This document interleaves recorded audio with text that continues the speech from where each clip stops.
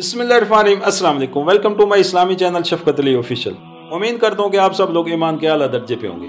सूरत बकरा के आयात नंबर 144 का तर्जमा, ये तुम्हारे मुंह का बार बार आसमान की तरफ उठना हम देख रहे हैं। लो हम इसी किबले की तरफ तुम्हें फेर देते हैं जिसे तुम पसंद करते हो।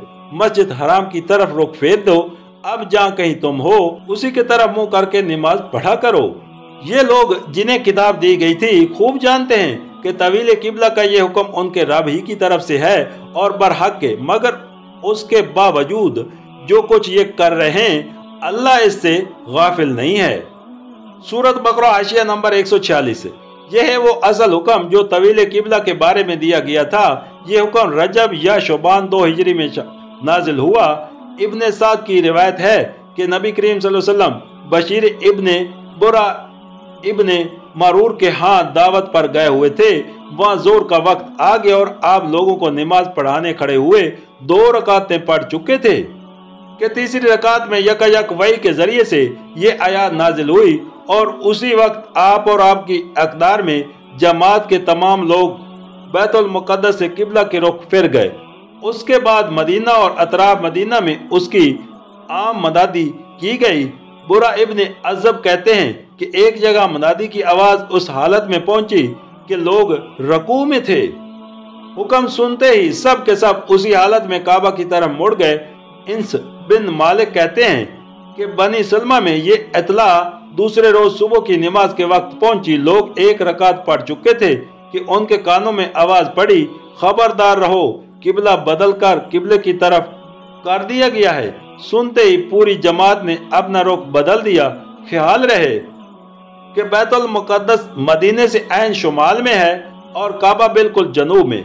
नमाज बा जमात पढ़ते हुए किबला तब्दील करने में ला मोहल्ला इमाम को चलकर मक़तदियों के पीछे आना पड़ा होगा और मक़तदियों को सिर्फ रुख ही न बदलना पड़ा होगा बल्कि कुछ न कुछ उन्हें भी चलकर अपनी सफ़े दुरुस्त करना पड़ी होंगी। चुनाचे बाज़ रिवायत में ये तफसील मज़कूरा भी है और ये जो फरमाया कि हम तुम्हारे मुंह का बार बार आसमान की तरफ उठना देख रहे हैं और ये कि हम उसी किबले की तरफ तुम्हें फेर देते हैं जिसे तुम पसंद करते हो, उससे साफ मालूम होता है कि तवील किबला का हुक्म आने से पहले नबी करीम सल्लल्लाहु अलैहि वसल्लम इसके मुंतज़िर थे। आप खुद ये महसूस फरमा रहे थे कि बनी इसराइल की इमामत का दौर ख़त्म हो चुका है और उसके साथ बैतुल मुक़द्दस की मरकजियत भी रुखसत हुई। अब असल मरकज इब्राहिम की तरफ रुख करने का वक्त आ गया है। मस्जिद हराम के मानी है हुर्मत और इज्जत वाली मस्जिद। इससे मुराद वो इबादत गाह है जिसके वसत में खाना काबा वाक़या है। काबा की तरफ रुख करने का मतलब ये नहीं है कि इंसान ख्वाह दुनिया के किसी कोने में हो उसे बिल्कुल नाकिसीद में काबा की तरफ रुख करना चाहिए।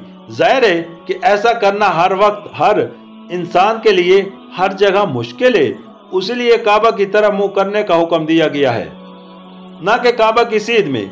कुरान की रूह से हम इस बात के लिए ज़रूर मुकल्लिफ हैं कि हत्तुल इम्कान सही सिमत काबा की तख्लीक करें, मगर इस बात पर मुकल्लिफ नहीं है कि ज़रूर बिल्कुल ही सही समत मालूम कर लें जिस समत के मुतल्लिक हमें इम्कानी तख्लीक से जन गालिब हासिल हो जाए कि यह सिमत काबा है और उधर नमाज पढ़ना यकीनन सही है।